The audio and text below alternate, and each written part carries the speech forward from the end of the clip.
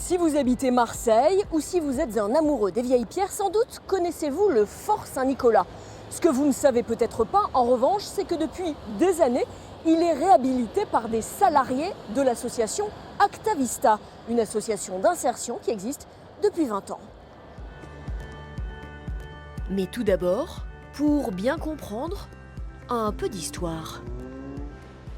Louis XIV arrive à Marseille, un petit peu avant 1660, puisqu'il ordonne la construction de ce fort qui débute en 1760, qui va durer seulement 4 années. Donc on imagine les centaines, voire milliers de maçons, de tailleurs de pierre qui sont venus construire cet édifice. Et il est donc terminé en 1764. Et il a pour vocation, non pas de défendre Marseille contre l'envahisseur venu de la mer, mais à Louis XIV et son armée de plutôt contrôler Marseille, voire mater les Marseillais. La présence militaire est encore bien visible à l'intérieur du fort. Voici les minuscules logements des soldats, des casemates. Avec nous, Pâquerette, la directrice de l'association Actavista. Et Louis XIV en fait, a décidé l'installation de casemates au sein des citadelles parce qu'avant la population avait ordre d'accueillir, d'héberger et de nourrir les soldats, et parfois avec leur monture. Et donc c'était très lourd pour la population à accepter. Donc ces casemates ont été créées à l'époque de Louis XIV au sein des citadelles. On arrive à restaurer avec des salariés en insertion, des demandeurs d'emploi qui pour la plupart n'ont jamais travaillé dans le bâtiment. On arrive à restaurer ces monuments de manière exceptionnelle. Combien de salariés travaillent chaque année en insertion? Alors l'association Actavista accueille chaque année 500 salariés par an sur l'ensemble de ses chantiers. Et sur ces 500 salariés, 2 personnes sur 3 retrouvent le chemin de l'emploi et 9 sur 10 se qualifient aux examens présentés, qui est un titre professionnel de niveau 3. D'accord, on va aller visiter là-bas. Là, c'est restauré, mais là-bas, pas encore. Depuis 20 ans, passionnément, ces salariés bichonnent les pierres, une à une.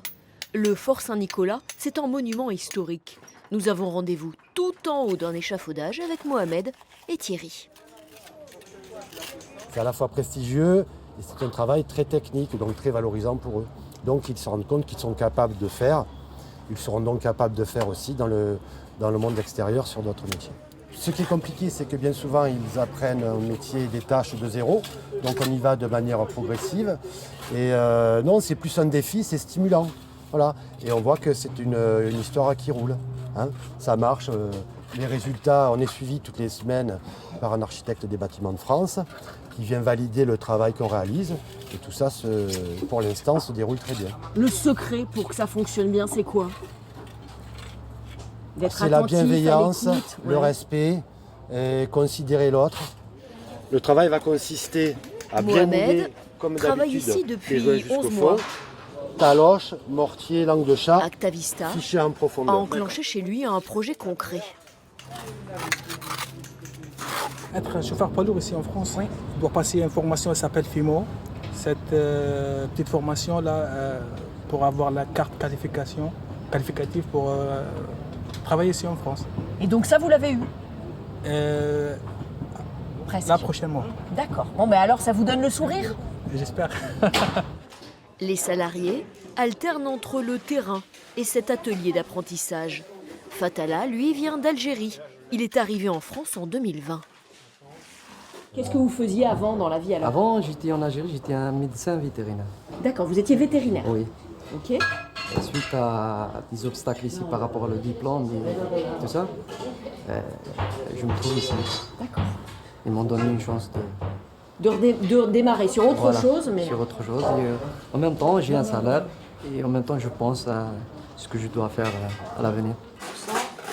Fatala, c'est vrai qu'il casse un peu les codes. Hein. Souvent, on se dit en chantier d'insertion, on a des personnes avec des bas niveaux de qualification. Eh bien non, nous n'avons pas que des personnes avec des bas niveaux de qualification. Ça s'oriente à tout public. Et là, Fatala, justement, tout le travail qu'on essaie de faire avec lui, c'est de définir un projet professionnel avec toutes les compétences transférables qu'il peut y avoir sur son métier de vétérinaire et sur ce qu'il peut faire. Et ensuite, on va faire le maillage avec les entreprises du territoire pour qu'ils puissent trouver un réel emploi à la sortie d'Actavista. Le savoir-être, c'est le secret de cette réussite. J'ai eu la confirmation pour le stage sur Eiffage.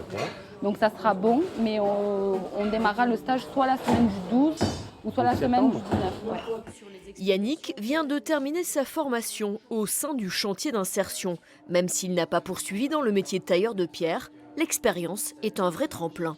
Expliquez-moi donc, Yannick, vous avez terminé 1 an d'insertion. Qu'est-ce que vous devenez aujourd'hui ?